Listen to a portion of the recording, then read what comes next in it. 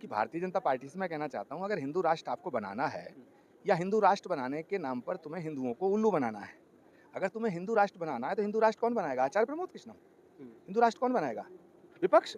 हिंदू राष्ट्र बनाएगी सरकार, हिंदू राष्ट्र बनाएगी संसद। संसद में बिल लाइएगा, उसके बाद देखा जाएगा। हिमाचल की जीत और कर्नाटक की जीत के बाद आप ये मान लो, इनका डिब्बा गोल, इनका ये अब बोरिया बिस्तरा बांधें और अपने चलें हिमालय।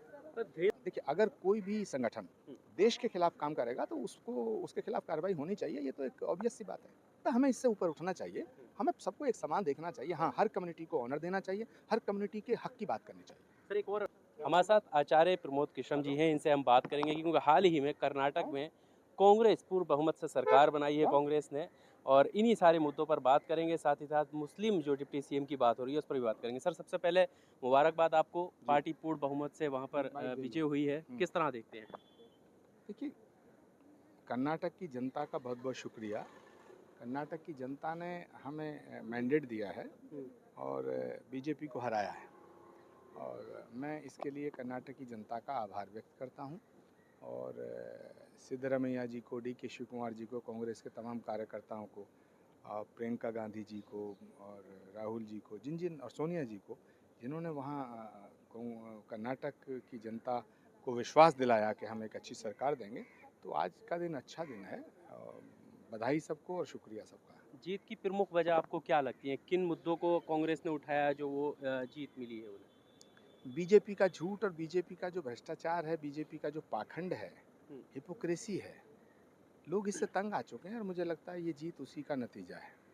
कर्नाटक में सर, जिस तरह से यूनिवर्सिटी में जाकर के हिजाब का मुद्दा उठाया गया, और ये एक जो मैनिफेस्टो में बात कांग्रेस ने लिखी कि बजरंग दल जैसे संगठन जो नफरत फैलाते हैं उनको हम उन पर बैन लगाएंगे, तो क्या आप मानते हैं कि एक बड़ी वजह है कांग्रेस को जीत मिलने की? देखिए, मुझे लगता है कि इस इशू पर डी.के. शिव कुमार जी ने, सिद्धरमैया जी ने, वहाँ के प्रभारी ने कई मरतबा बातें की हैं, कई बार ये बात हो चुकी है। अब सरकार बनने दीजिएगा, शपथ होने दीजिएगा, उसके बाद सरकार को सोचने दीजिएगा। देखिए, अगर कोई भी संगठन देश के खिलाफ काम करेगा तो उसको उसके खिलाफ कार्रवाई होनी चाहिए, ये तो एक ऑब्वियस सी बात है। सर, वक्फ बोर्ड के जो चेयरमैन हैं उनकी तरफ से एक स्टेटमेंट आता है कि कम से कम डिप्टी सीएम और 4 मंत्रालय मुस्लिमों को मिलने चाहिए। देखिए, हिंदू और मुसलमान या जो भी कम्युनिटीज़ हैं, उन्हें अपने रिप्रेजेंटेशन की मांग का पूरा अधिकार है। देखिए, ये फैसला तो हुकूमत करेगी, कौन डिप्टी चीफ मिनिस्टर होगा, कौन मिनिस्टर होगा, कितने होंगे, कौन क्या देखेगा। तो अभी शपथ होने दीजिएगा, उसके बाद हम लोग सभी तबकों को, सभी फ़िरकों को, सभी समुदायों को, सभी कम्युनिटीज़ को पूरी इज्जत के साथ, पूरा सम्मान देते हुए उनके अधिकारों को हम अपने वचनों को पूरा करेंगे, अपने वादों को हम पूरा करेंगे। तो कांग्रेस की तरफ से जो 9 मुस्लिम विधायक जीते हैं, लगता है कि उनको प्रतिनिधित्व दिया जाएगा या उनको सरकार में जो है वो आगे रखा नहीं, जाएगा? आप उनको मुस्लिम विधायक क्यों कहते हैं? आप उनको विधायक क्यों नहीं कहते हैं? मुझे बड़ा अफ़सोस होता है जब कहा जाता है ये मुस्लिम विधायक, ये हिंदू विधायक, ये लिंगायत विधायक। मुझे लगता है हमें इससे ऊपर उठना चाहिए, हमें सबको एक समान देखना चाहिए। हाँ, हर कम्युनिटी को ऑनर देना चाहिए, हर कम्युनिटी के हक की बात करनी चाहिए।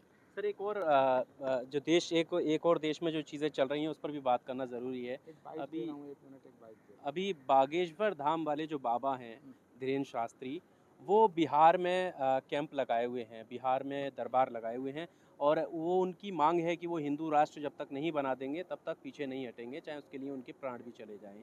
ऐसे में भारतीय जनता पार्टी के कई नेता और यहाँ तक कि मंत्री भी उनकी आरती उतारते हुए नजर आए, किस तरह से देखते हैं? देखिए, भारतीय जनता पार्टी से मैं कहना चाहता हूँ, अगर हिंदू राष्ट्र आपको बनाना है या हिंदू राष्ट्र बनाने के नाम पर तुम्हें हिंदुओं को उल्लू बनाना है, अगर तुम्हें हिंदू राष्ट्र बनाना है तो हिंदू राष्ट्र कौन बनाएगा? आचार्य प्रमोद कृष्णम। हिंदू राष्ट्र कौन बनाएगा? विपक्ष। हिंदू राष्ट्र बनाएगी सरकार, हिंदू राष्ट्र बनाएगी संसद। संसद में बिल लाइएगा, उसके बाद देखा जाएगा। ये झूठे लोग हैं, ये जनता को समझ रहे हैं ये बंदर हैं और हम मदारी, डुगडुगी बजाएंगे, बंदर नाचेंगे।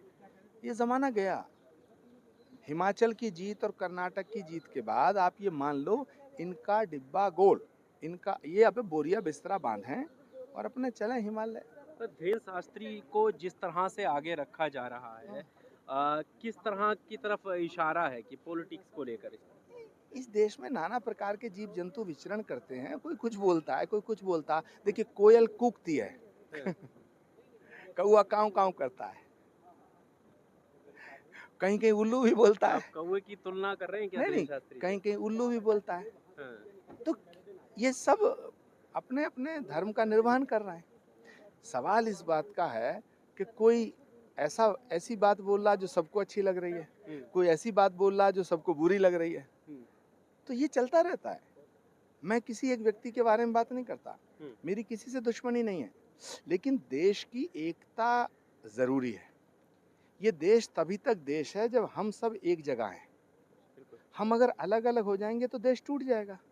तो जो लोग देश को जोड़ने की बात करते हैं, मैं उनका साथ हूँ। जो लोग देश को तोड़ने की बात करते हैं, मैं उनके खिलाफ हूँ। पर सर, क्या ऐसे लोगों पर जो खुलेआम किसी राष्ट्र की मांग करते हो, गैर संवैधानिक भाषा का इस्तेमाल करते हो, क्या उन पर कार्रवाई नहीं होनी चाहिए? क्या उनके हाल पे सिर्फ छोड़ देना काफ़ी है? अरे भाई, ये तो सरकारों का काम है, मेरा थोड़ा ही। ये तो वहाँ नीतीश कुमार जी की सरकार है। उन्होंने क्यों दी अनुमति उनके कार्यक्रम की? और जब अनुमति दी है तो उसको सपोर्ट करना चाहिए, उनकी हिफाजत करनी चाहिए।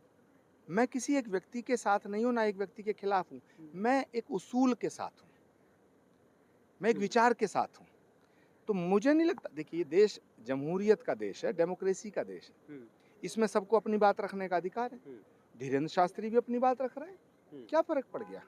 लेकिन देश की जनता को फैसला करना है कि वो किसके साथ है। एक आखिरी सवाल सर, आप भी सनातन धर्म से आते हैं और सनातन की बात वो उठाते हुए नजर आते हैं। ऐसे वक्त में जब सनातन का नाम लेकर कोई व्यक्ति ऐसा काम करे जो सनातन के हित में नहीं है, तो क्या उन सनातनियों को खड़े होने की जरूरत नहीं है? देखिए, धर्म जो है, कोई भी धर्म किसी को गाली देने की शिक्षा नहीं देता, कोई भी धर्म किसी पे पत्थर मारने की शिक्षा नहीं देता, कोई भी धर्म किसी का गला काटने की नसीहत नहीं देता और शिक्षा नहीं देता, कोई भी धर्म किसी को गोली मारने की इजाज़त नहीं देता।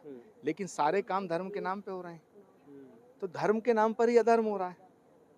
तो मैं कह रहा हूँ, सनातन धर्म जो है, ये तो विराटता का नाम है। सनातन धर्म तो एक चींटी को मारने की इजाज़त नहीं देता, किसी के दिल को दुखाने की इजाज़त नहीं देता। सनातन धर्म की बुनियाद क्या है? सत्य, अहिंसा, करुणा, प्रेम, क्षया, क्षमा, दया। भगवान को क्या कहा गया? करुणा निधान। भगवान को क्या कहा? दया का सागर, दीन बंधु, गरीब नवाज। तो सनातन धर्म तो विराटता का नाम है, संकीर्णता का नाम सनातन धर्म थोड़ी है। बड़े होने का नाम, विशाल होने का नाम धर्म है, छोटे होने का नाम नहीं है। तो इसलिए तमाम धर्म गुरुओं को, कथावाचकों को, संतों को, महात्माओं को, सूफियों को, फकीरों को, पैगंबर जितने आए हैं, ऋषि मुनि, महात्मा, तमाम लोग, उन सबको ये ख्याल रखना चाहिए, इसका ध्यान रखना चाहिए कि वो जो बोल रहे हैं उससे देश को और किसी एक व्यक्ति को कोई भी चोट ना पहुँचे। ये खुद ख्याल रखना चाहिए। और बाकी सरकारें हैं, अगर सरकार को लगता है कि किसी के कहने से किसी देश की सुरक्षा को, देश की एकता को खतरा है, तो उनके खिलाफ कार्रवाई करनी चाहिए। बहुत शुक्रिया हमारे साथ बात करने के लिए। तो आचार्य प्रमोद कृष्णम जी थे, इनसे तमाम मुद्दों पर बात हो रही थी, खास करके कर्नाटका के अंदर जो रिजल्ट आए हैं, नतीजे आए हैं, उस पर बात हो रही थी। और साथ ही साथ जिस तरह से धीरेन्द्र शास्त्री जो दरबार लगाए हुए हैं बिहार के अंदर, उस पर बात करते हुए तमाम सवाल हमने किए कि क्या गैर संवैधानिक जो भाषा है उसका इस्तेमाल करना कितना सही है।